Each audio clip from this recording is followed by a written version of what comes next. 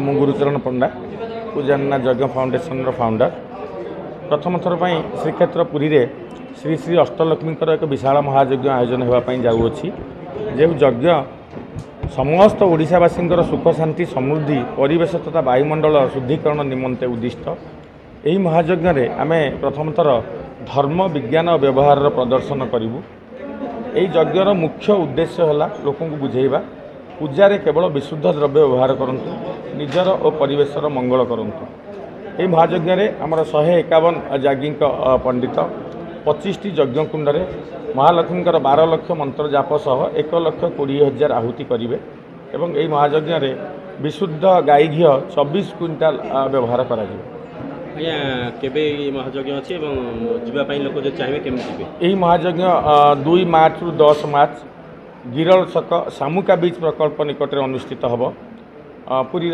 गोटे भल स्पट यहाँ सामुका बीच एवं आम समस्त ओडिशावासी अनुरोध करूँ ये महायज्ञ निजक सम्मिलित करंतु एवं अक्षय पुण्य अर्जन करंतु। आज्ञा देखा जो जी आजिका डेट्रे से यज्ञ हो कि पूजा हो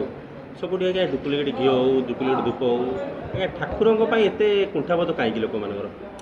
से गोटे लोक मान मेंटालिटी रही जाइए ठाकुरों सब सस्ता जिनस चलो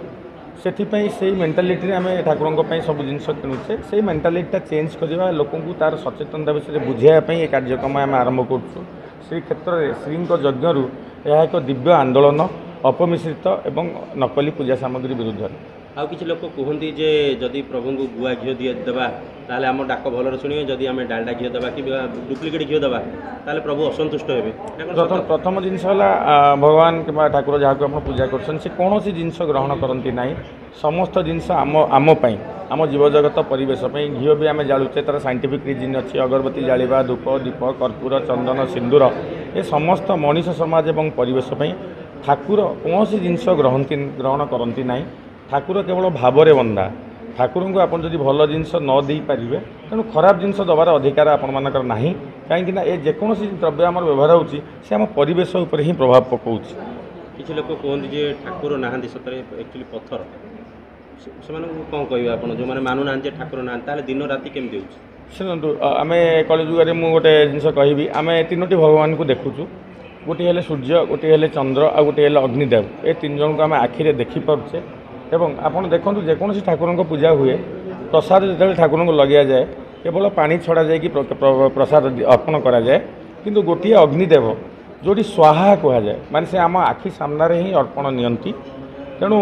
भगवान उपर विश्वास लोकंर विभिन्न प्रकार पद्धति अच्छी विभिन्न प्रकार अनुभूति अच्छी आम तापर किसी कहबानी किंतु कलिजुगार आम जो भगवान मान को देखुचु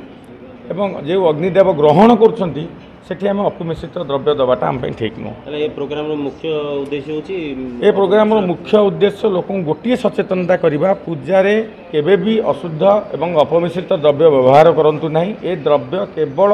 आपण परिवार आपण परिवेश ही उद्दिष्ट।